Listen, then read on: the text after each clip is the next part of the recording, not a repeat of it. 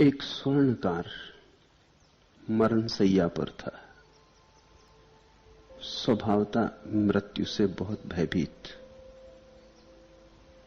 क्योंकि मृत्यु के लिए कोई तैयारी तो की नहीं थी, कोई भी करता नहीं है। जीवन ऐसे ही बीत जाता है और आखिरी घड़ी जब करीब आती है तब बेचैनी होती। उस दूर की यात्रा के लिए कुछ आयोजन तो किया नहीं था। बहुत घबराने लगा। उसके बेटों ने अपने पिता के जीवन के लिए भिक्षु संघ के साथ भगवान को निमंत्रित करके दान दिया। भोजनोपरांत पुत्रों ने कहा, बनते, इस भोजन को हम लोगों ने पिता के जीवन के लिए दिया है, आप उन्हें आशीष दें, आशीष दें कि उनकी आयु लंबी हो। मरता हुआ आदमी, मरणशैया पर पड़ा आदमी अभी भी आकांक्षा जीवन की ही करता है। तो इसका अर्थ हुआ कि जीवन से कुछ सीखा नहीं। इसका अर्थ हुआ कि जीवन की व्यर्थता दिखाई नहीं पड़ी। इसका अर्थ हुआ कि जीवन जिया ही नहीं, अन्यथा व्यर्थता दिखाई पड़ ही जाती। बुद्ध पुरुषों के पास जाकर भी लोग व्यर्थ की ही मांग करते हैं। आशीष भी मांगते हैं तो आसार के लिए मांगते हैं। उसके पुत्रों ने कहा, आशीष दे भगवान कि हमारे पिता की आयु लंबी हो। बुद्ध हंसे और उन्होंने मरण शैया पर पड़े वृद्ध से कहा, उपासक, अब तू जीवन का मोह छोड़। जीवेषणा मूढ़ता है, अब तो कम से कम मूढ़ता छोड़। अब तो कम से कम होश संभाल। अब तो जाग। तू बूढ़ा हुआ, तेरा शरीर पीले पत्ते के समान पक गया है और परलोक की यात्रा के लिए तेरे पास कोई पुण्य पाथे नहीं। मांगना हो तो उस संबंध में कुछ मांग। जिस यात्रा के लिए तू चला है उस यात्रा के लिए कलेवा भी तेरे पास नहीं, और यात्रा लंबी है। पुण्य पाथे तेरे पास नहीं, तेरी गठरी खाली है। ये जीवन तो गया, तू पीले पत्ते की भांति हो गया है। अब गिरा तब गिरा, जरा सा हवा का झोंका पर्याप्त होगा। और अभी भी तुम वृक्ष से चिपटे रहना चाहता है। अब तैयारी कर वृक्ष से गिरने की। और ये यात्रा जिस पर तू निकलेगा मृत्यु के बाद लंबी है। देह छूट जाएगी, देह से जो कमाया था वो भी छूट जाएगा। कुछ ऐसा कमाया है जो देह के पार, देह के बिना तेरे साथ जा सकता हो, उसे ही हम पुण्य कहते हैं। पुण्य का अर्थ है कुछ ऐसी कमाई जो मौत न छीन सके। पुण्य का अर्थ है कुछ ऐसी कमाई जो देह की नहीं है, देहातीत है, ध्यान की है, समाधि की है। कुछ ऐसी कमाई जो आत्मिक है, जो आत्मा के साथ चलेगी, उसको पुण्य पाथेय कहते हैं। पाथेय का अर्थ होता है यात्रा के लिए कलेवा। रास्ते में भूख लगेगी तो कुछ पाथेय होना चाहिए। तो बुद्ध ने कहा कि परलोक की यात्रा के लिए तेरे पास कोई पुण्य पाथेय नहीं, और अब भी तू जीवन की आकांक्षा करता है, और अब भी तू मांग रहा है कि और लंबा जीवन मिले। इतने लंबे जीवन से क्या पाया? बूढ़ा काफी बूढ़ा था, 100 वर्ष का होगा। इतने लंबे जीवन से क्या पाया? अब मूढ़ता छोड़। 100 वर्ष में नहीं मिला तो 2-4 वर्ष और जी लेगा तो क्या मिलेगा? 100 वर्ष में गंवाया ही तो 2-4 वर्ष में और थोड़ा गंवा लेगा, और क्या होगा? बुद्ध ने कहा, अब जीवन की नहीं, अपनी खोज कर। अब अपनी प्रतिष्ठा कर, अपना केंद्र खोज। उसे खोज जो अमृत है। मौत से जूझने का वही उपाय है। मौत से जूझने का उपाय जीवन नहीं है। क्योंकि जीवन को तो मौत जीत ही लेती, सदा जीत लेती। देखा चिकित्सा शास्त्र ने कितना विकास कर लिया है, आदमी को कितनी औषधियां उपलब्ध हो गई, लेकिन मृत्यु की दर तो 100% की 100% है। जितने आदमी पैदा होते हैं उतने आदमी मरते हैं। मृत्यु की दर 100% ही रहेगी, मृत्यु की दर कभी कम नहीं होने वाली। चाहे दवाएं हो, चाहे आयोजन हो, आदमी थोड़ा लंबा जी लेगा, लेकिन मौत तो आनी ही है। ऐसा कभी भी ना होगा कि मौत 99% हो, कि 100 बच्चे पैदा हों और 99 आदमी मरे और एक बच जाए। मृत्यु दर सुनिश्चित है। जीवन में तूने पाया क्या? बुद्ध उससे पूछने लगे। ये बात बड़ी कठोर है, मरते आदमी से ऐसी बात पूछनी नहीं चाहिए। मरते आदमी को तो हम सांत्वना देते, मरते आदमी को तो हम लोरी सुनाते हैं कि वो सो जाए शांति से। मरते आदमी को हम ऐसे कठोर सत्य नहीं कहते। लेकिन बुद्ध ने बड़ा कठोर सत्य कहा। उससे कहा, तेरे पास कोई पुण्य पाप है ही नहीं, अपनी प्रतिष्ठा कर, अपना केंद्र खोज, स्वामी रम, प्रज्ञावान हो, अब और मूर्ख मत बन, स्वप्नों से जाग। जीवन मात्र एक स्वप्न है। संत सांत्वना नहीं देते, और जो सांत्वना दे वो संत नहीं है, इसे समझ लेना। हालांकि तुम जिन्हें संत कहते हो वे सांत्वना देने का ही काम करते हैं, और तुम उन्हें पूछते भी इसलिए हो कि वे सांत्वना देते, तुम्हारे सुख दुख में थपकी देते, तुम्हें भुलाए रखते हैं, भरमाए रखते हैं, तुमसे कहते चले जाते हैं सब ठीक है, घबराओ ना, सब ठीक हो जाएगा। संत सांत्वना देते ही नहीं, संत तो सत्य देते हैं, और सत्य सदा कठोर है। सत्य सदा कठोर है। जब मैं ऐसा कहता हूं तो इसका अर्थ ठीक से समझ लेना। सत्य अपने आप में कठोर नहीं है, लेकिन तुम इतना असत्य में जिए हो इसलिए सत्य कठोर मालूम होता है।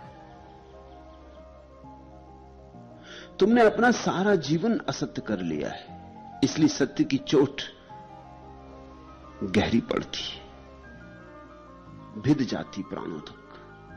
सत्य को तुम सह नहीं पाते क्योंकि तुमने असत्य को ही सहने का अभ्यास किया है। सत्य तो होता है नग्न, उस पर कोई वस्त्र नहीं होते, और न सत्य कोई मुखौटे ओढ़ता है, और न सत्य तुम्हारे अनुकूल होने की कोई चेष्टा करता है।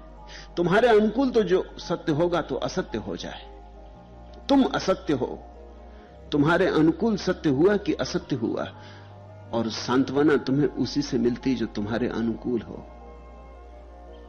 जो तुम्हारे प्रतिकूल हो उससे चोट लगती।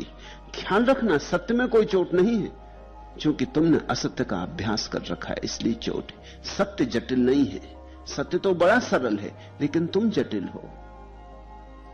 सत्य तो सीधा साफ सुथरा है, लेकिन तुम बड़ी उलझन और बड़ी गांठों से भरे हो, तो सत्य की चोट लगती है। संत चोट करते हैं, क्योंकि चोट ही एकमात्र आशा है, चोट में ही आश्वासन है, शायद तुम जग जाओ। इसलिए संतों को हम धन्यवाद भी नहीं दे पाते, और जब तक हम धन्यवाद देने को तैयार होते हैं तब तक संत जा चुके होते। जीसस को तुमने धन्यवाद दिया, बुद्ध को तुमने धन्यवाद दिया, हां, फिर मर जाने के बाद तुम हजारों साल तक पूजा करते हो। यह पश्चाताप है, तुम्हारी पूजा पश्चाताप है। तुम पश्चाताप करते हो कि हम धन्यवाद नहीं दे पाए, चूक गए, और यह सदा हुआ है। असंतों की तुम पूजा करते हो। तुम जरा अपने मन की बात पहचानना, परखना, तुम किसे संत कहते हो? जिसके पास जाके तुम्हें सांत्वना मिल जाए। तुम्हारा संत सांत्वना का नाम है, जो तुम्हारी पीठ थपथपा दे, जो तुमसे कहते घबराओ मत, जो तुमसे कहते मेरा हाथ तुम्हारे सिर पर है, जो तुमसे कह दे मेरी आशीष तुम्हारे साथ है, जो तुमसे कह दे कि प्रार्थना कर लो परमात्मा सब ठीक कर देगा, कि ये मंत्र जप लो, कि ये ताबीज ले लो, इससे सब ठीक हो जाएगा, जो तुम्हें सस्ते नुस्खे दे देता है और सस्ते नुस्खों में तुम सो जाते हो, जो तुम्हें सांत्वना देता है वह तुम्हारा दुश्मन है, क्योंकि उसकी सांत्वना के कारण ही तुम जागोगे नहीं। उसकी सांत्वना एक तरह की सामक दवाई है, ट्रैंकुलाइजर। अच्छी लगती, मीठी लगती, पर जो मीठा लगता है वो सभी अमृत थोड़ी होता है। सच तो यह है कि जिसको भी तुम्हारे गले के भीतर जहर उतारना हो, उसे जहर पर मिठास का लेप करना पड़ता है। सांत्वना मीठा जहर है, मारेगा, इससे तुम जागोगे नहीं। इसलिए बुद्ध पुरुष चोट करते हैं, उनके वचन तीर की तरह छिद जाते हैं। जिनमें सामर्थ्य होता है सहने का, वो रूपांतरित हो जाते हैं, और जो कायर हैं भाग खड़े होते, वो नाराज हो जाते हैं सदा के लिए। वो फिर कभी बुद्ध के चरणों में नहीं आते, वो कभी उनके पास नहीं फटकते, वो सदा के लिए दुखी होकर नाराज हो जाते, वो दुश्मन हो जाते। तुम जरा ख्याल करना, तुम अपने मित्रों के दुश्मन हो जाते हो और अपने दुश्मनों को अपना मित्र समझ लेते हो। बुद्ध से कभी किसी ने कहा था कि आप इतनी कठोर बातें कह देते हैं, तो बुद्ध ने कहा क्योंकि मैं तुम्हारा कल्याण मित्र हूं। ये बड़ा प्यारा शब्द बुद्ध ने उपयोग किया, कल्याण मित्र। अन्यथा मुझे क्या प्रयोजन है कि तुम्हें चोट करूं?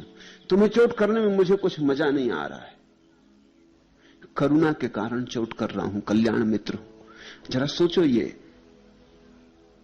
घटना, आदमी मर रहा है, अभी तो उससे कहना था बिल्कुल ना घबराओ, अभी कहां मौत, अभी तो तुम जवान हो, अभी तो तुम्हारे चेहरे पर कैसी रौनक जवानी की, अभी कहां मरना है, अभी उठ बैठोगे, सब ठीक हो जाएगा, बीमारी है आई है चली जाएगी, घबराओ मत। और तुम्हारा पुण्य तो काफी बड़ा है, इतने बड़े पुण्य से तुम्हारी रक्षा होगी, परमात्मा तुम पर प्रसन्न है। ऐसा बुद्ध कहे होते तो शायद ये बूढ़ा प्रसन्न होता, शायद और दान दिया होता, और 2-4 दिन बुद्ध के लिए निमंत्रित किया होता। लेकिन बुद्ध ने तो बड़ी अजीब बात कही, उस मरते हुए बूढ़े को कहा कि अब तू जीवन का मोह छोड़, मूढ़ता काफी हो चुकी, 100 वर्ष कुछ कम नहीं होते, इतने दिन भटक लिया अंधा होके, अब तो आंखें खोल, इस जीवन में धरा क्या है जिसकी तू मांग कर रहा है? इससे मिला क्या है, मिलेगा क्या, कब किसको क्या मिला है? हाथ आखिर राख से भरे रह जाते। होश को संभाल। बुद्ध कहने लगे कुछ पुण्य पाथे इकट्ठा कर ले, तू बिल्कुल भिखारी है। स्वर्णकार बड़ा धनी था, वो श्रावस्ती नगर का सबसे बड़ा सुनार था, सबसे बड़ा सराफ था, उसके पास धन बहुत था। लेकिन बुद्ध उससे कह रहे हैं तू भिखारी है, क्योंकि तेरे पास पुण्य पाथे नहीं, तेरे पास ध्यान तो बिल्कुल नहीं है। ये धन क्या काम पड़ेगा, ये जरा भी काम नहीं पड़ेगा, ये धन तो यहीं पड़ा रह जाएगा। तुझे अकेला जाना होगा, कुछ एक ऐसी बात सीख ले जो तेरे साथ जा सके, कोई तेरे संग हो सके, न पत्नी होगी, न बेटे होंगे, न धन होगा, न पद, न ये बाहर से मिलने वाली प्रतिष्ठा होगी। आत्म प्रतिष्ठा कर ले, अपने में ठहर जा, कुछ अपने स्वा को जगा ले, ताकि मौत की अंधेरी रात से तू रोशनी लिए गुजर जाए। एक एक शब्द समझने जैसा है। उससे कहा तू बूढ़ा हुआ, तेरा शरीर पीले पत्ते के समान पक गया है, और अभी भी तेरी वासना जवान की, इसे ख्याल करना। शरीर तो बूढ़ा हो जाता है, वासना जवान ही बनी रहती,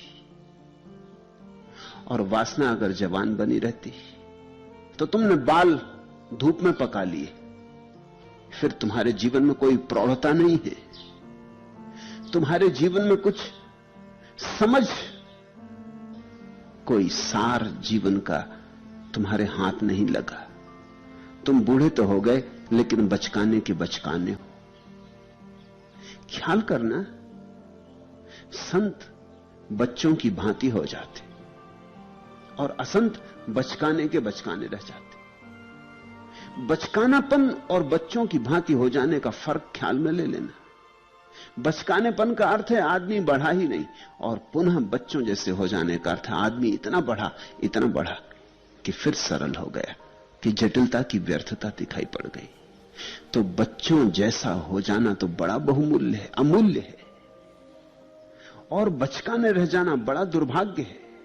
बच्चों जैसे हो जाना तो सौभाग्य है, और बचकाने रह जाना बड़े से बड़ी दुर्भाग्य की दशा है। अब ये आदमी 100 वर्ष का हो गया, ये पीले पत्ते की तरह है, जरा हवा के झोंके की भी जरूरत ना पड़ेगी, ये गिरेगा, बिना झोंके के भी गिर जाएगा। ये अपने पकने के कारण ही गिरने वाला है। मौत के किनारे खड़ा, घड़ी 2 घड़ी की बात है, इस सीमा पर खड़े होकर भी पीछे देख रहा है, आगे नहीं देख रहा। जीवन को जकड़ रहा है, पकड़ रहा है, और थोड़ी देर रुक लूं, और थोड़ी देर रुक लूं। ख्याल करो, जब आदमी और थोड़ी देर रुकना चाहता है तो यह किस बात का सबूत होता है? यह इस बात का सबूत होता है कि जीवन को जी नहीं पाया। जिया जरूर ऊपर ऊपर, जीवन से पहचान न हुई, जीवन का सार इसके हाथ न लगा, ऐसे ही ऊपर से बह गया जीवन। अगर ठीक से जी लिया होता तो अब जीवन को ना पकड़ता,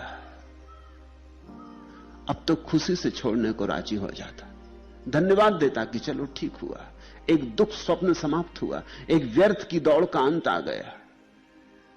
और ये भविष्य की तरफ देखता, ये पीछे की तरफ लौट के नहीं देखता। जीवन को पकड़ने वाला आदमी सोचेगा मेरे बेटे, उनकी शादी करनी, उनके बेटों के बेटे, और अब तो पोते भी हो गए और नाती, और सब, इनका क्या होगा? इतना धन कमाया, इसका क्या होगा? क्या करूंगा, क्या नहीं करूंगा? अभी ये मौत बीच में आ गई, अभी तो बहुत काम अधूरे पड़े। वो पीछे लौटता है और पीछे का फैलाव देखता है। स्वभावतः 100 साल में उसने हजारों बातें शुरू की और हजारों बातें अधूरी रह गई। कोई बात पूरी तो कभी होती नहीं, क्योंकि एक में से दूसरी निकल आती, दूसरे में से तीसरी निकल आती, और अधूरी ही रहती। तो 1000 काम अधूरे रह गए। वो चाहता थोड़ी देर और रुक जाता तो सब पूरा कर लेता, जैसे कि कोई कभी पूरा कर पाया है। वो आगे नहीं देखता, ऐसे रोते और जीतते ही मरता है। इसलिए मृत्यु से भी चूक जाता है, जीवन से तो चूका ही, मृत्यु से भी चूक जाता है। अगर तुम जीवन को जाग के देख लो तो भी सत्य उपलब्ध हो जाए, अगर तुम मृत्यु को जाग कर देख लो तो भी सत्य उपलब्ध हो जाए, क्योंकि सत्य तो जाग कर देखने में उपलब्ध होता है। किस चीज के प्रति जागे, इससे बहुत अंतर नहीं पड़ता। इस वृद्ध को ही बुद्ध ने आज के 5 सूत्र कहे थे, ये 5 गाथाएं। पंडु पलासो व दानिसी यम पुरी सापी चातम उपठिता उयोग मुखे चातिठसी पाथे यम्पी चाते न विज्जति। तू पीले पत्ते के समान हो गया, यमदूत तेरे पास खड़े हैं, तू प्रयाण के लिए तैयार है और तेरे पास पाथे कुछ भी नहीं।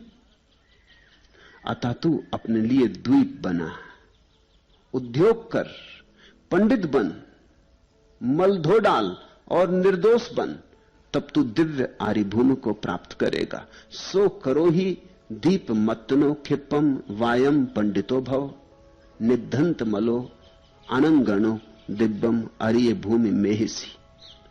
तू पीले पत्ते के समान हो गया।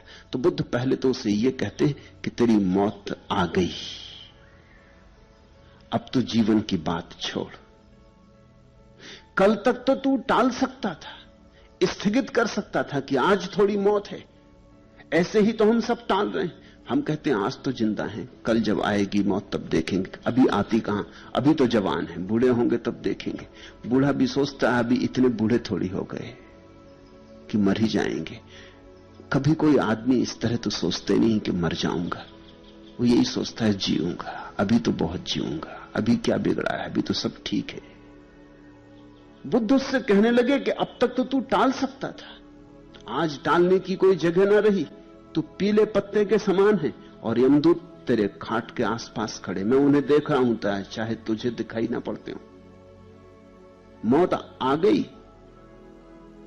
अब तू जीवन के संबंध में सोचना छोड़, अब तू मौत के संबंध में सोच ले। जीवन तो चूका ही चूका, गया सो गया, अब उस पर कुछ किया नहीं जा सकता। तूने मुझे बहुत देर में बुलाया है, बुद्ध ने कहा होगा, मरते वक्त बुलाया है, मगर अभी भी जो थोड़ी घड़ी दो घड़ी बची, पल दो पल बचे, इनका भी ठीक उपयोग कर ले तो कुछ हो सकता है। यमदूत तेरे पास आ खड़े, जरा गौर से देख, मौत आ ही गई है, मेरे आशीष कुछ काम ना पड़ेंगे, और इस तरह के आशीष में देता भी नहीं। मेरे पास लोग आ जाते हैं इस तरह के आशीष मांगने। इस देश में असंतों की इतनी लंबी परंपरा है कि लोग यही भूल गए हैं कि किस बात के लिए आशीष मांगना और किस बात के लिए आशीष नहीं मांगना। कोई आ जाता है कि अदालत में मुकदमा, आशीर्वाद दे दीजिए कि मुकदमा जीत जाऊं।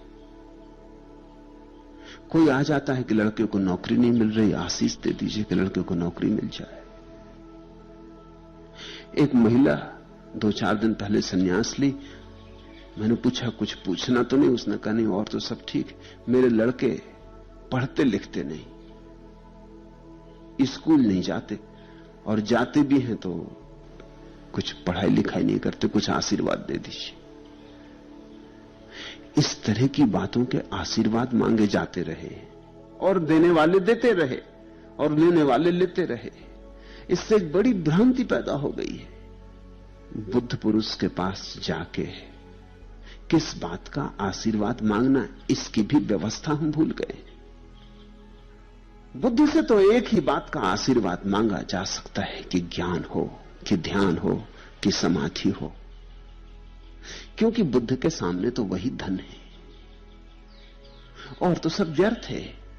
और तो तुम कूड़े करकट का आशीर्वाद मांग रहे हो। तो वैसे समझो कि किसी चिकित्सक के जाकर कहो कि कुछ आशीर्वाद दे दो कि टीबी हो जाए, कि आशीर्वाद दे दो कि कैंसर हो जाए, तो जैसे ये मूढ़तापूर्ण लगेगा चिकित्सक को, वैसे ही बुद्ध को भी ये मूढ़तापूर्ण लगता है कि कोई मांगता है कि जीवन थोड़ा लंबा हो जाए। बुद्ध तो जीवन को रोग की तरह देखते, दुख और दुख और दुख। बुद्ध कहते हैं जन्म दुख, जवानी दुख, बुढ़ापा दुख, मृत्यु दुख। जीवन का सारा स्वाद दुख का है। इसको लंबाने का क्या अर्थ? तुम कैंसर को लंबाना चाहते हो, क्षय रोग को लंबाना चाहते हो। बुद्ध ने उसे काफी झकझोरा होगा, उस मरते आदमी के साथ बड़ी कठोरता की। उनकी करुणा अपार रही होगी, अन्यथा मरते पर तो वो सोचते कि अब जाने भी दो, जिंदगी भर तो जागा नहीं, अब क्या जागेगा, छोड़ो भी, अब मरते वक्त इसको शांति से मर जाने दो। नहीं, लेकिन बुद्ध ने उसे मरते वक्त झकझोरा। क्यों? क्योंकि सत्य कुछ ऐसी बात है कि कभी कभी क्षण में हो जाती, इसलिए एक क्षण भी खोया नहीं जा सकता। सत्य कुछ ऐसी बात है कि अगर चोट लग जाए, अगर आदमी हिम्मतवर हो, साहसी हो, हृदय वाला हो और चोट खा जाए तो एक क्षण में भी घट जाता है। इसलिए आखिरी बूंद तक जीवन की बुद्ध पुरुष चेष्टा करते हैं कि तुम जग जाओ। वो अंततः तुम्हें, अंतिम तक तुम्हें झकझोरे जाते। कहा कि तू प्रयाण के लिए तैयार है और तेरे पास पाथे कुछ नहीं। खूब दुखी कर दिया होगा उस आदमी को। एक तो मौत, एक तो मर रहा हूं, जो था वो छूट रहा है, बेटे बेटी, परिवार, धन संपत्ति, जीवन भर की कमाई सब छूट जा रही। और एक ये सज्जन आ गए और ये सज्जन कह रहे हैं कि तेरे हाथ में कुछ नहीं, तो बिल्कुल खाली जा रहा है और यात्रा तो होने वाली, मौत आ गई। ये यमदूत खड़े, पालकी तैयार है, जल्दी बिठा के तुझे ले जाएंगे और तेरे पास रास्ते के लिए पाथे भी नहीं है। और तो बात छोड़, ऐसा भी नहीं कि थोड़े बहुत पैसे रास्ते के लिए डाल दिए होते, वो भी तेरे पास नहीं है। तेरे पास ध्यान की कौड़ी भी नहीं है। खूब दुखी कर दिया होगा इस आदमी को। मगर समझना, बहुत दुख में ही शायद तुम जाग सको। सुख में तो आदमी सो जाता, दुख में जाग सकता है। सुख में तो नींद आ जाती, पीड़ा में नींद नहीं आती। बुद्ध ने ऐसी चोट की है उसके कलेजे पर कि अगर कलेजा होगा तो छार छार हो ही जाएगा। तेरे पास पाथे कुछ भी नहीं, तू भिखारी है और अभी भी तू आशीष मांग रहा है व्यर्थ के लिए। अब तो कुछ सार्थक कर ले, तू अपने लिए द्वीप बना। यह बुद्ध का विशिष्ट वचन है, तू अपने लिए द्वीप बना। सो करो ही दीप मत्तनो।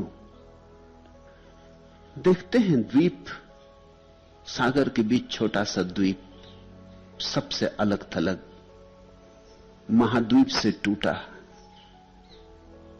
अपने में जीता है। बुद्ध बार बार कहते हैं द्वीप बनो। द्वीप का अर्थ है सब संबंधों से मुक्त हो जाओ। जैसे सागर में कोई छोटा द्वीप, किसी से जुड़े मत रहो, असंग हो जाओ। द्वीप का अर्थ है असंग हो जाओ, अकेले हो जाओ। उस बूढ़े से उन्होंने कहा कि अब तू अकेला हो जा, अब तू भूल ही जा कि कोई तेरा बेटा है, कोई तेरी पत्नी है, कोई तेरे पोते हैं, कोई तेरे नाती हैं, कुछ तेरे पास धन है, सब भूल जा। ये देह भी तेरी नहीं, इसके लिए तो लेने यमदूत आ गए। ये मन भी तेरा नहीं, ये भी सब उधार है। अब तू सारे संबंध छोड़ दे, अब तू असंग हो जा। इस मृत्यु की आखिरी घड़ी में तू एक काम कर ले, अपने सब नाते तोड़ दे, अपने सब सेतु गिरा दे। असंग और अकेला द्वीप की भांति हो जा। ऐसा असंग और अकेला होकर तू मुक्त हो जाएगा। फिर मृत्यु मोक्ष बन जाती। समझना, जो अकेला होकर मरता है वो मुक्त हो जाता है। जो संबंधों से जुड़ा मरता है वो फिर पैदा हो जाता है, फिर जीवन में लौट आता है। जब तक तुम्हें दूसरे की जरूरत है तब तक तुम वापस आते रहोगे, तब तक वापस आना ही पड़ेगा, क्योंकि दूसरा तो यही मिलता है और कहीं मिलता नहीं। पति मरते वक्त अगर पत्नी की आकांक्षा रखता है फिर लौट आएगा, पत्नी मरते वक्त पति की आकांक्षा करती फिर लौट आएगी। तुम्हारी आकांक्षा तुम्हें लौटा लाएगी, क्योंकि लौटते तो केवल वे ही नहीं हैं जिनकी दूसरे से कोई आकांक्षा ना रही, लौटने की कोई जरूरत ना रही। संसार का अर्थ है दूसरे की मौजूदगी, जहां दूसरा उपलब्ध होता है। पत्नी मिल सकती, पति मिल सकता, मित्र मिल सकता, बेटे बेटियां मिल सकती। जहां दूसरा मिल सकता है वह स्थल है संसार।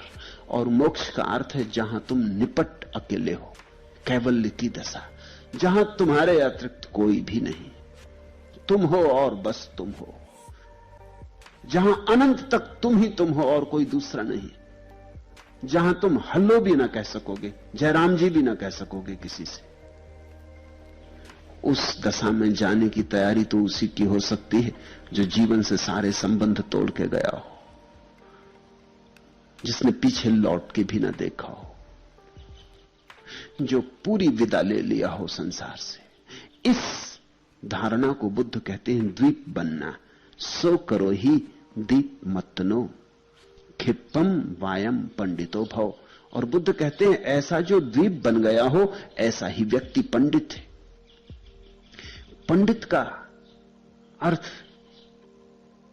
तुम ऐसा मत जानना जैसा पंडित का अब अर्थ हो गया है। पंडित का मौलिक अर्थ होता है प्रज्ञा को उपलब्ध, जिसके भीतर की ज्योति जग गई। अब तो पंडित का अर्थ होता है जिसके पास शास्त्र का कूड़ा करकट काफी है, जिसके पास सूचनाएं बहुत हैं, जिसके भीतर की ज्योति तो बिल्कुल नहीं जली, लेकिन जिसने बाहर से धुआं काफी इकट्ठा कर लिया है।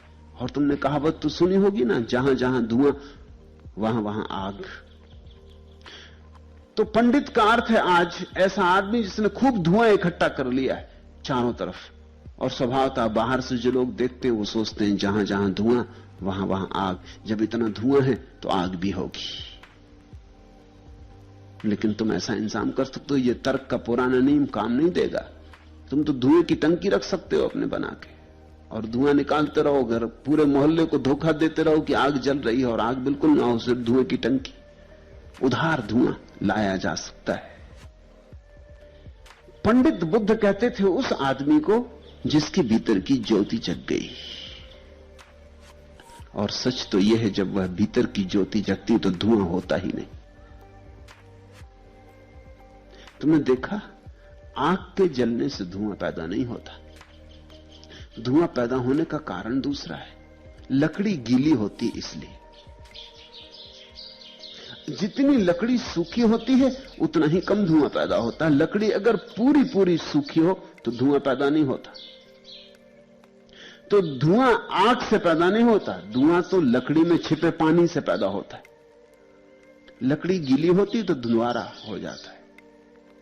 जिसके भीतर की आग सच में जली और जिसने अपने को ध्यान में सुखाया था और जिसके भीतर की वासना का सारा गीलापन, वासना का सारी आर्द्रता, सारा पानी सूख गया था, जिसके भीतर कोई वासना की दौड़ न रही थी,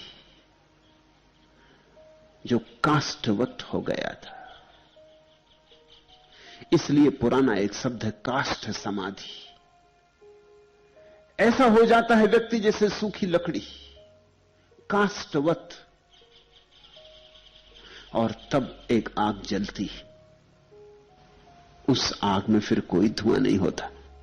वो आग अपनी होती, उधार नहीं होती, किसी और की नहीं होती। और वो आग बिना ईंधन के जलती है, बिन बाती बिन तेल।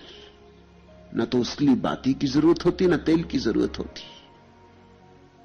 वह अपूर्व चमत्कार है। एक ऐसा ज्ञान तुम्हारे भीतर घटता है जो बाहर से आया ही नहीं, जो तुम्हारे भीतर ही आविर्भूत होता है।